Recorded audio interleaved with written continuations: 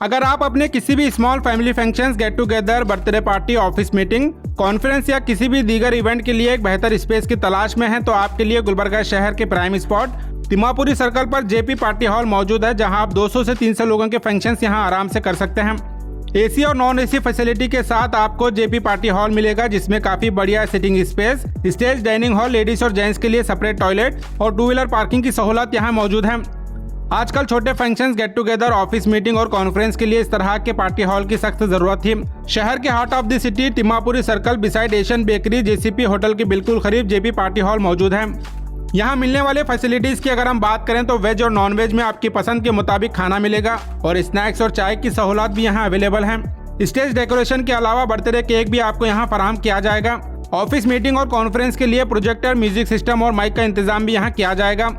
और जो कस्टमर्स खुद से खाना तैयार करके यहाँ फंक्शंस करना चाहते हैं तो ये भी सहूलत आपको यहाँ मिल रही है। और आपके लिए जेपी पार्टी हॉल में किचन फैसिलिटी भी अवेलेबल है। आप यहाँ आकर खुद से भी खाना तैयार करके फंक्शंस कर सकते हैं। जेपी पार्टी हॉल में आपको ड्रेस चेंज करने के लिए रूम भी अवेलेबल है। यानी आपको यहाँ हर तरह की सहूलत के साथ काफ़ी रीजनेबल प्राइस में पार्टी हॉल मिल रहा है, जिसमें आप 200 से 300 लोगों के लिए बढ़िया फंक्शंस कर सकते हैं।